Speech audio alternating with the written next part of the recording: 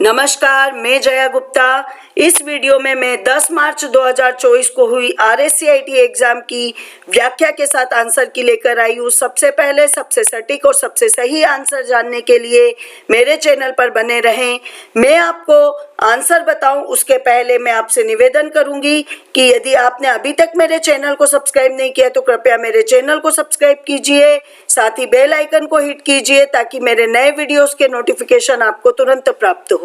तो आइए देखते हैं 10 मार्च 2024 को हुई RSCIT एग्जाम की आंसर की।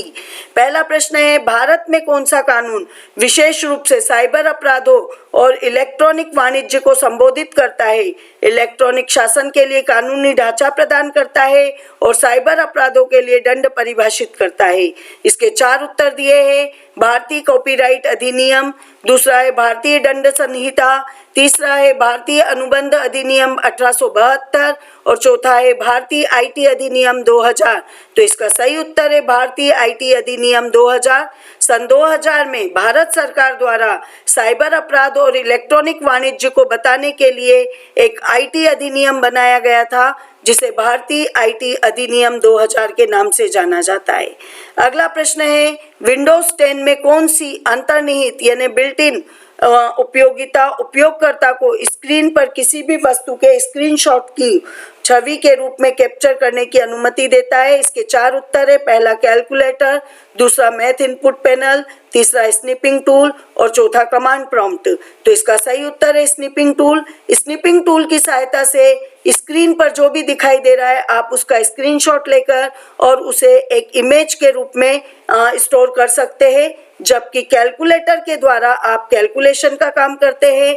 मैथ इनपुट पैनल आपको मैथमेटिकल इक्वेशन को प्रिंट करने की, टाइप करने की सुविधा प्रदान करता है और कमांड प्रॉम्प्ट की सहायता से आप टेक्स्ट बेस्ड मोड पे जाते हैं, कमांड प्रॉम्प्ट को लेकर और टेक्स्ट टाइप कर सकते हैं। तो इसका सही उत्तर है स्निपिंग टूल, जो किसी भी स्क्रीनशॉट को इमेज के रूप में कैप्चर करने की सुविधा देता है। अगला प्रश्न है, BIOS का पूर्ण रूप क्या है?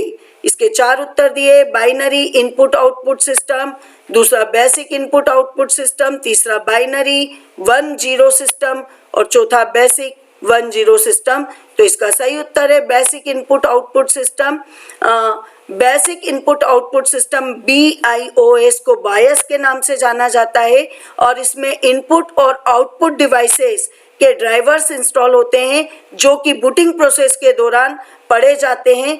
तो बायस जो होता है वो बहुत ही इम्पोर्टेंट पार्ट होता है कंप्यूटर का, प्रोसेसर का, और जिसमें इनपुट आउटपुट डिवाइसेस के ड्राइवर्स जब बूटिंग होती है तब इंस्टॉल होते हैं कंप्यूटर पे।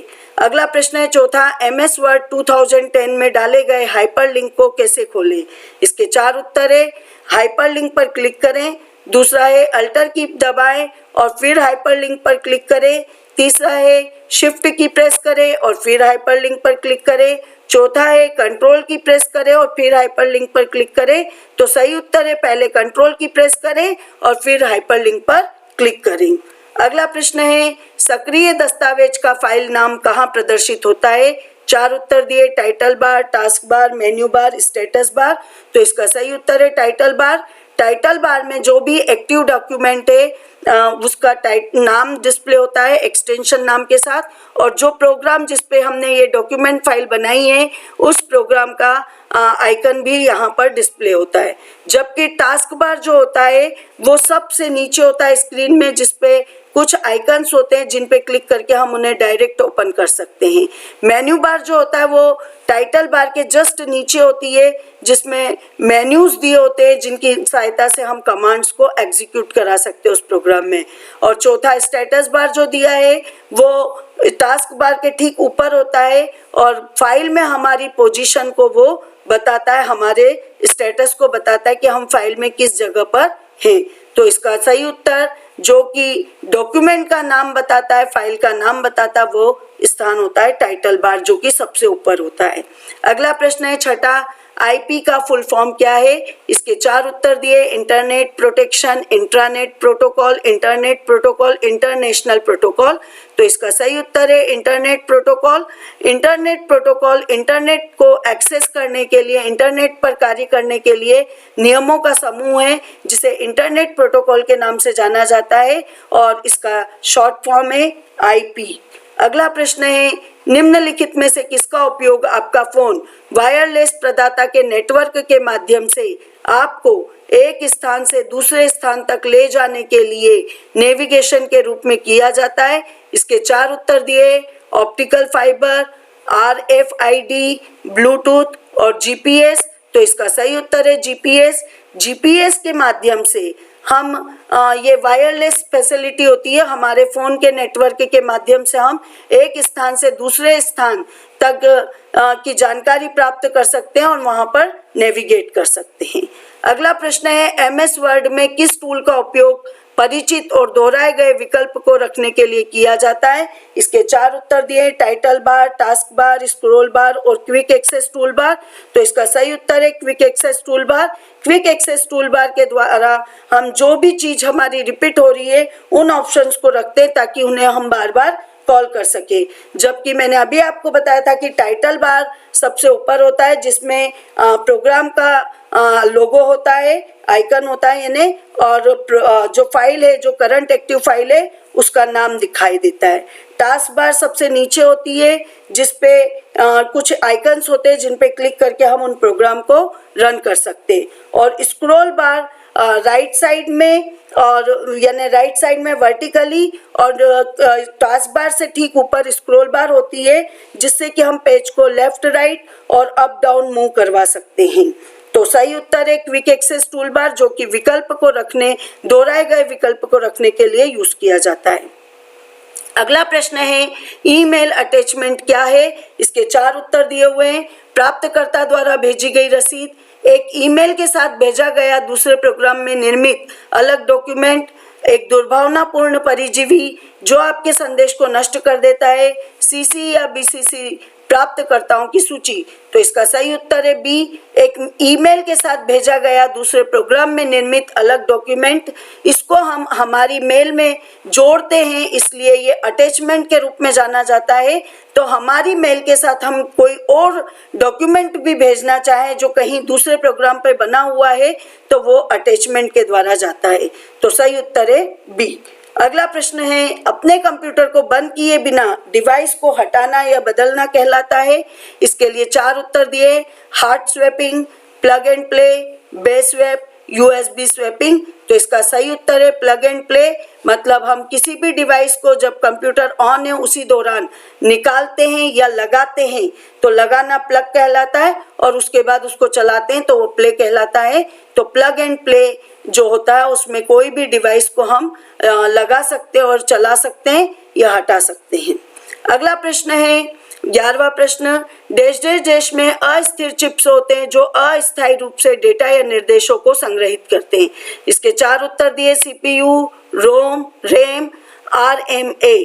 तो इसका सही उत्तर है RAM. Random access memory, RAM. RAM जो होती रैम वो वॉलेटाइल अस्थायी मेमोरी के रूप में जानी जाती है, और इसमें अस्थायी चिप्स होते हैं जो कि डेटा या निर्देशों को तब तक ही संग्रहित करते हैं जब तक कि आपका कंप्यूटर ऑन है या पावर स्विच पावर ऑफ नहीं हुई है। जैसे ही पावर ऑफ होती है इसमें जो भी डेटा लिखा गया है वो ऑटोमेटिक डिलीट हो जाता है, इसलिए इसे अस्थायी मेमोरी भी कहा जाता है। अगला प्रश्न है, इंटरनेट पर कंप्यूटर की पहचान किसके द्वारा की जाती है? इसके 4 उत्तर दिए। ईमेल पता, स्ट्रीट पता, आईपी पता और डिस्पैच नंबर। तो इसका सही उत्तर है आईपी एड्रेस। आईपी एड्रेस के द्वारा आप किसी भी कंप्यूटर को इंटरनेट पर आइडेंटिफाई कर सकते हैं। आईपी एड्रेस 3 अंकों के 4 भाग होते हैं जो कि डॉट्स के द्वारा जुड़े हुए होते हैं। ये एक यूनिक नंबर होता है, और ये जो 3 नंबर की वैल्यू दी जाती है वो 0 से 255 तक दी जाती है। तो इस तरह की एक यूनिक न्यूमेरिकल वैल्यूज जो होती है जिसे आईपी एड्रेस कहा जाता है। यह हर कंप्यूटर के लिए एक अलग एड्रेस बताता है।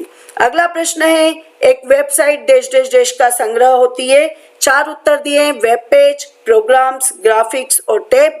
तो इसका सही उत्तर है वेब पेज। एक वेबसाइट में कई सारे वेब पेज होते हैं जिनको मिलाकर एक वेबसाइट बनती है, इसलिए वेबसाइट को वेब पेज का संग्रह कहा जाता है।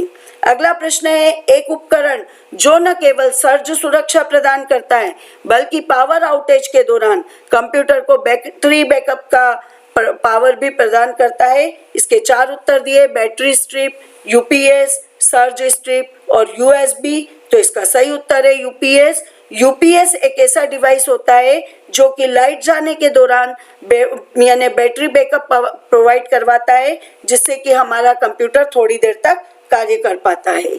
अगला प्रश्न है, डैश डैश डैश राजस्थान सरकार द्वारा शुरू की गई ई कॉमर्स वेबसाइट का एक उदाहरण है।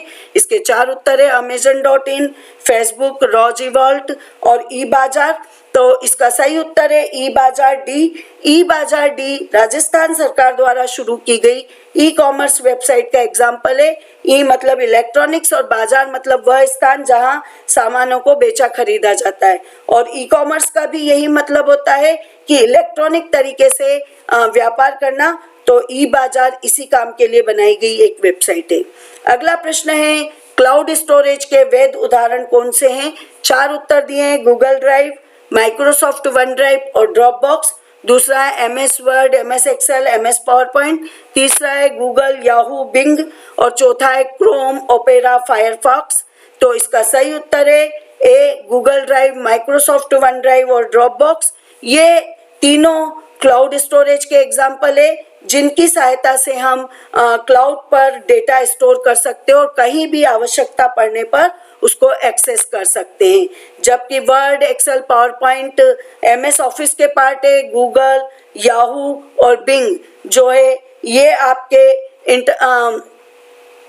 इंटरनेट नेविगेशन के लिए यूज किए जाने वाले टूल्स हैं। क्रोम, ओपेरा, फायरफॉक्स ये भी आपके इसी टाइप के टूल्स हैं। अगला प्रश्न है, नीचे दी गई तालिका से सही मिलान विकल्प का चयन कीजिए। इसमें 2 तालिकाएं दी गई है, 2 यानी 2 तरह ऑप्शन दिए गए हैं, उनको मैच करके और सही जोड़ा बनाना है हमको। माइक्रोसॉफ्ट वर्ड स्प्रेडशीट बनाना और संपादित करना, माइक्रोसॉफ्ट एक्सेल प्रेजेंटेशन डिजाइन करना, माइक्रोसॉफ्ट पावर पॉइंट डॉक्यूमेंट की रचना और प्रारूपण। तो इसके लिए जो 4 ऑप्शन दिए हुए हैं जोड़ा बनाने के, पहले में दिया है पहले का P, दूसरे का Q, तीसरे का R। दूसरे में दिया है पहले का R, दूसरे का P, तीसरे का Q। तीसरे में दिया है पहले का R, दूसरे का Q, तीसरे का P। और चौथे में दिया है पहले का Q, दूसरे का P और तीसरे का R। तो इसका सही उत्तर है बी, मतलब माइक्रोसॉफ्ट वर्ड डॉक्यूमेंट की रचना करता और प्रारूपण करता है। दूसरा यानी माइक्रोसॉफ्ट एक्सेल स्प्रेडशीट बनाकर उनको संपादित करता है, और Microsoft power point presentation design तैयार करता है। तो इसका सही उत्तर है बी, बाकी के तीनों जोड़े जो है वो गलत है। अगला प्रश्न है, फाइल को CD में कॉपी करने की प्रोसेस को क्या कहा जाता है? इसके 4 उत्तर दिए, स्टोर करना, कॉपी करना, बर्न करना, पेस्ट करना। तो इसका सही उत्तर है बर्न करना। फाइल को CD में कॉपी करने की जो प्रोसेस होती है वो बर्निंग प्रोसेस कहलाती है, और ये जिस सॉफ्टवेयर के द्वारा ये प्रोसेस की जाती है उसका नाम है नीरो बर्न, और इसी कारण इस प्रोसेस को बर्निंग की प्रोसेस कहते हैं, इसलिए इसका सही उत्तर है बर्न करना। अगला क्वेश्चन है, निम्नलिखित में से कौन सा इनपुट डिवाइस का उदाहरण है? 4 उत्तर दिए, स्कैनर, स्पीकर, प्रोजेक्टर, प्रिंटर। तो सही उत्तर है स्कैनर। स्कैनर के द्वारा हम कोई भी डेटा को या कोई भी डॉक्यूमेंट्स को कंप्यूटर में इंसर्ट करवाते हैं, जबकि स्पीकर, प्रोजेक्टर और प्रिंटर के द्वारा हम आउटपुट प्राप्त करते हैं, मतलब जो प्रोसेस होने के बाद डेटा प्राप्त होता है वो रिजल्ट हम यहाँ पर इनके द्वारा प्राप्त करते हैं। तो ये सब आउटपुट डिवाइस के एग्जाम्पल है और स्कैनर इनपुट डिवाइस का एग्जाम्पल है। 20वां प्रश्न है, किसी फाइल फोल्डर को कॉपी और पेस्ट करने के लिए किस शॉर्टकट की का प्रयोग किया जाता है? यहाँ 4 आंसर जो दिए हुए हैं, पहला दिया है Ctrl+X और Ctrl+V, दूसरा दिया है Ctrl+A और Ctrl+V, तीसरा है Ctrl+Z और Ctrl+V, और चौथा है Ctrl+C और Ctrl+V। तो इसका सही उत्तर है Ctrl+C और Ctrl+V। Ctrl+C की के द्वारा हम सिलेक्टेड टेक्स्ट को कॉपी करते हैं और Ctrl+V की के द्वारा हम उसे डिजायर्ड प्लेस पर पेस्ट करवा सकते हैं, जबकि Ctrl+X और Ctrl+V के द्वारा हम सिलेक्टेड टेक्स्ट को कट कर देते हैं और V से डिजायर्ड स्थान पर पेस्ट करवाते हैं। Ctrl+A के द्वारा हम टेक्स्ट को सिलेक्ट करते हैं, वो भी पूरे डॉक्यूमेंट को, और Ctrl+Z अंडू कमांड होता है, उसकी शॉर्टकट की है। यदि कोई कमांड हमने लगाया तो उसको कैंसिल करने के लिए Ctrl+Z का प्रयोग किया जाता है। तो सही उत्तर है Ctrl+C और Ctrl+V, जो कि कॉपी और पेस्ट के लिए यूज की जाने वाली शॉर्टकट कीज है। अगला प्रश्न है 21वां, डैश डैश डैश चार्ट एक कॉलम चार्ट के समान है, केवल अंतर यह है कि डेटा को प्रदर्शित करने के लिए क्षैतिज रेखाओं की बजाय ऊर्ध्वाधर रेखाओं का उपयोग किया जाता है। तो इसके 4 उत्तर दिए हैं, पहला बार, दूसरा पाई, तीसरा XY स्कैटर और चौथा डोनेट। तो इसका सही उत्तर है बार चार्ट। कॉलम चार्ट में डेटा को डिस्प्ले करने के लिए ऊर्ध्वाधर यानी वर्टिकल रेखाएं यूज की जाती है, जबकि बार चार्ट में डेटा को रिप्रेजेंट करने के लिए हॉरिजॉन्टल रेखाएं यूज की जाती है। तो इसलिए सही उत्तर है ए बार चार्ट। अगला प्रश्न है 22वां, MS वर्ड 2010 में स्ट्राइक थ्रू फॉन्ट प्रभाव का उपयोग है। 4 उत्तर दिए, यह चयनित टेक्स्ट के ऊपर एक रेखा खींचता है, यह चयनित टेक्स्ट के मध्य से होकर एक रेखा खींचता है, तीसरा है यह चयनित टेक्स्ट के नीचे एक रेखा खींचता है, और चौथा है यह टेक्स्ट बेसलाइन के नीचे छोटे अक्षर बनाता है। तो इसका सही उत्तर है यह चयनित टेक्स्ट के मध्य से होकर एक रेखा खींचता है, मतलब यह जो भी सिलेक्टेड टेक्स्ट है उसको एक रेखा से बीच से काट देता है। जबकि चयनित टेक्स्ट के ऊपर एक रेखा खींचना मतलब हिंदी वाले टेक्स्ट में तो माथा बांधना होता है, इंग्लिश में ऐसा कुछ होता नहीं है। और चयनित टेक्स्ट के नीचे एक रेखा खींचता है मतलब अंडरलाइन होती है, जो कि स्ट्राइक थ्रू फॉन्ट प्रभाव नहीं होता है। और बेसलाइन के नीचे छोटे अक्षर बनाना सुपरस्क्रिप्ट सबस्क्रिप्ट कहलाता है, जो कि लाइंस के थ्रू नहीं दिखाया जाता है। तो इसलिए सही उत्तर है बी। अगला प्रश्न है 23वां, निम्नलिखित में से कौन सा कथन फाइल नामों के संबंध में गलत है? पहला है ऑप्शन, फाइल एक्सटेंशन डॉट से पहले आता है और उसके बाद फाइल नेम आता है। दूसरा है एक ही फोल्डर की प्रत्येक फाइल का एक अद्वितीय नाम होना चाहिए। तीसरा है फाइल एक्सटेंशन फाइल प्रकार का दूसरा नाम है। और चौथा है फाइलें एक ही नाम या एक ही एक्सटेंशन साझा कर सकती है लेकिन दोनों एक साथ नहीं। तो इसका सही उत्तर है फाइल एक्सटेंशन डॉट से पहले आता है उसके बाद फाइल नाम आता है। ये गलत कथन है, हमें गलत कथन का यहाँ पता लगाना है। जबकि आप जानते हैं कि फाइल का जब नाम सेव होता है तो पहले फाइल का नाम आता है, फिर डॉट आता है और फिर एक्सटेंशन नेम आता है। तो इसलिए पहला वाला आंसर गलत है। अगला प्रश्न है 24वां, dash dash dash domain name उदाहरण के लिए www.vmou.ac.in को आईपी पते में अनुवादित करता है जिसे कंप्यूटर और राउटर समझते हैं। इसके 4 उत्तर है, पहला OCR, दूसरा DNS, तीसरा मॉडेम और चौथा MS ऑफिस। तो इसका सही उत्तर है DNS। Domain name server domain name को आईपी नेम में चेंज करता है, आईपी एड्रेस में चेंज करता है, जिसको कि कंप्यूटर और राउटर दोनों समझ पाते हैं। और डोमेन नेम के बारे आईपी नेम के बारे में मैंने अभी आपको बताया था कि आईपी एड्रेस जो होता है वो डिजिट्स में होता है, जबकि डोमेन नेम जैसा कि आप देख रहे हैं ये नाम को रिप्रेजेंट कर रहा है और वो नंबर्स के रूप में होते हैं आईपी एड्रेस, जो कि 4 भाग में बटे होते हैं और डॉट्स के द्वारा उनको हम अलग अलग करते हैं। अगला प्रश्न है, आप MS वर्ड 2010 में पोर्ट्रेट और लैंडस्केप लेआउट के बीच पेज को स्विच कर सकते हैं। 4 उत्तर दिए, ओरिएंटेशन शॉर्टकट का प्रयोग करके, मार्जिन शॉर्टकट का प्रयोग करके, साइज शॉर्टकट का प्रयोग करके, कॉलम शॉर्टकट का प्रयोग करके। तो सही उत्तर है ओरिएंटेशन शॉर्टकट का प्रयोग करके, क्योंकि पोर्ट्रेट और लैंडस्केप ओरिएंटेशन कहलाते हैं जिसमें हम पेज को आड़ा या खड़ा रख सकते हैं, और ओरिएंटेशन शॉर्टकट का प्रयोग करके ही हम पेज के ओरिएंटेशन को चेंज कर सकते हैं, यानी उसे आड़ा या खड़ा रख सकते हैं। अगला प्रश्न है, आप कैसे सत्यापित कर सकते हैं कि कोई वेबसाइट डेटा संचारित करने के लिए सुरक्षित कनेक्शन का उपयोग कर रही है? इसके लिए 4 उत्तर दिए, ब्राउजर विंडो में पैडलॉक या वेब एड्रेस की शुरुआत में https:// देखें, वेबसाइट के पते पर ध्यान न दें, उसकी सामग्री पर ध्यान केंद्रित करें, वेबसाइट की सुरक्षा का परीक्षण करने के लिए व्यक्तिगत जानकारी दर्ज करें। और चौथा है सुरक्षा उपायों के बारे में जानने के लिए वेबसाइट के संपर्क पते पर एक ईमेल भेजें। तो इसका सही उत्तर है कि ब्राउजर विंडो में पैडलॉक या वेब एड्रेस की शुरुआत में आप https और डबल स्लैश लगाकर और फिर आप वेबसाइट का नाम लिखते हैं तो ये सबसे सुरक्षित कनेक्शन का तरीका होता है। अगला प्रश्न है प्रेजेंटेशन डैश डैश डैश का संग्रह है। 4 उत्तर दिए हुए हैं, चार्ट, वर्कबुक, वर्कशीट और स्लाइड्स। तो इसका सही उत्तर है डी स्लाइड्स। प्रेजेंटेशन यानी पावर पॉइंट में जो प्रेजेंटेशन तैयार किए जाते हैं वो स्लाइड्स के रूप में तैयार किए जाते हैं, इसलिए प्रेजेंटेशन को स्लाइड्स का संग्रह कहा गया है। अगला प्रश्न है 28वां वायरस, ट्रोजन हॉर्स और वर्म्स है।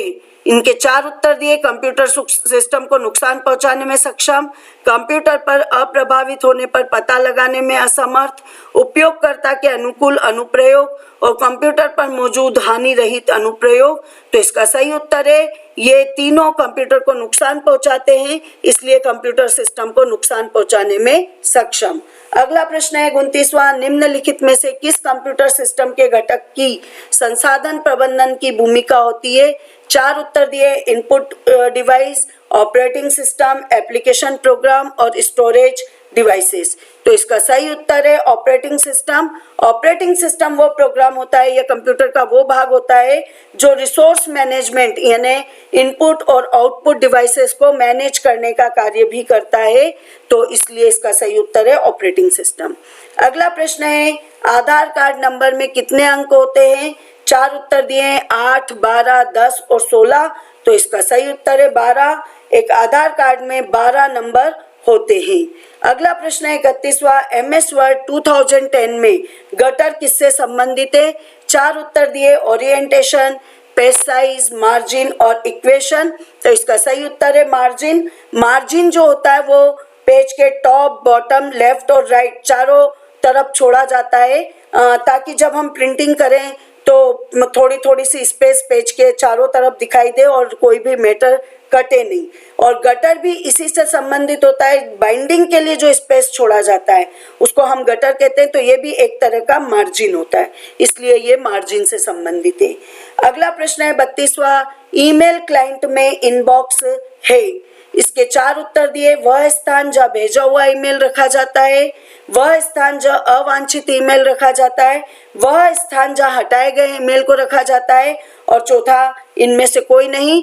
तो इसका सही उत्तर है इनमें से कोई नहीं, क्योंकि इनबॉक्स वह स्थान होता है जहाँ पर कोई भी मेल जो आती है हमारे पास वो रखी हुई होती है। तो इसमें ऐसा कोई ऑप्शन नहीं दिया हुआ है, इसलिए इसका उत्तर है इनमें से कोई नहीं। अगला प्रश्न है मान लीजिए आप केवल उन्हीं पंक्तियों को प्रदर्शित करना चाहते हैं जहां किसी छात्र ने किसी विषय में 70 या 70 से अधिक अंक प्राप्त किए। MS एक्सेल 2010 में किस फीचर का उपयोग करके आप ये प्राप्त कर सकते हैं, इसके लिए उपयुक्त विकल्प का चयन कीजिए। इसके 4 उत्तर दिए सॉर्टिंग, रैप टेक्स्ट, फिल्टरिंग और रेफरेंसिंग। तो इसका सही उत्तर है फिल्टरिंग। फिल्टरिंग ऑप्शन के द्वारा हम उन डाटा को प्राप्त कर सकते हैं जिनमें किसी भी विषय में स्टूडेंट ने 70 या 70 से अधिक अंक प्राप्त किए हैं, तो वो फिल्टर ऑप्शन के द्वारा हम उन सारे यानी डेटा को डिस्प्ले करवा पाएंगे। अगला प्रश्न है 34वां डैश डैश डैश विकल्प प्रोजेक्टर को विंडोज 10 से कनेक्ट करते समय कंप्यूटर और प्रोजेक्टर के बीच छवि को विभाजित करता है। इस तरह आप अपने कंप्यूटर स्क्रीन पर एक चीज और प्रोजेक्टर स्क्रीन पर कुछ और डिस्प्ले कर सकते हैं। इसके लिए 4 ऑप्शन दिए केवल PC स्क्रीन, दूसरा डुप्लीकेट, तीसरा एक्सटेंडेड और चौथा केवल सेकंड स्क्रीन। तो इसका सही उत्तर है एक्सटेंडेड। एक्सटेंडेड मोड जब आप सिलेक्ट करते हैं तो कंप्यूटर पर जो चीज दिखाई दे रही है और प्रोजेक्टर पर अलग चीज दिखाई देगी और कंप्यूटर पर कुछ अलग चीज दिखाई देगी, यानी उससे आगे की चीज दिखाई देगी। अगला प्रश्न है 35वां, ये लास्ट प्रश्न है। आपके पास छात्रों के नाम और उनकी संबंधित परीक्षा अंकों के साथ एक डेटा सेट है। आप यह जानना चाहते हैं कि कितने छात्रों ने 90 से ऊपर अंक प्राप्त किए। आप किस MS एक्सेल फंक्शन का प्रयोग करेंगे। इसके लिए 4 उत्तर दिए मैक्स फंक्शन, मिन फंक्शन, काउंटिफ फंक्शन और सम फंक्शन। तो इसका सही उत्तर है काउंटिफ फंक्शन। काउंटिफ फंक्शन में इफ फंक्शन के साथ हम एक कंडीशन लगा देंगे कि 90 से ऊपर अंक प्राप्त करने वाले ही छात्र दिखाई दे, और काउंट के द्वारा जो डिस्प्ले होने वाले छात्र हैं उनको हम गिन लेंगे। तो इससे हमें ये पता लग जाएगा कि कितने छात्रों के 90 से ऊपर अंक है। जबकि मैक्स फंक्शन के द्वारा हम जितनी भी वैल्यू दी हुई है उनमें से मैक्सिमम वैल्यू फाइंड आउट करते हैं। मिन फंक्शन के द्वारा हम जितनी भी वैल्यू दी हुई है या सिलेक्टेड वैल्यूज जितनी भी है उनका मिनिमम वैल्यूज ज्ञात कर सकते हैं, और सम फंक्शन के द्वारा सारी न्यूमेरिक वैल्यू का टोटल ज्ञात कर सकते हैं। तो काउंटिव फंक्शन ही ऐसा फंक्शन है जो ये बताएगा कि 90 से ऊपर वाली वैल्यू वाले कितने छात्र हैं, तो उनकी संख्या को बताएगा ये। आपको ये पेपर अच्छा लगा होगा, सारे आंसर आपको समझ में आ गए होंगे। आप मेरे चैनल को यदि सब्सक्राइब नहीं किया तो मेरे चैनल को सब्सक्राइब कीजिए। पेपर अच्छा लगा है तो इसे लाइक भी कीजिए और शेयर भी कीजिए। और जिन्होंने मेरे पिछले YouTube वीडियोस के सहायता से तैयारी की है तो उनके लिए मुझे विश्वास है कि वो लोग अच्छे नंबरों से पास होंगे, क्योंकि अधिकतर क्वेश्चन हमारे बताए गए वीडियोस में से ही आए हैं। आपके उज्जवल भविष्य के लिए बहुत बहुत शुभकामनाएं। धन्यवाद।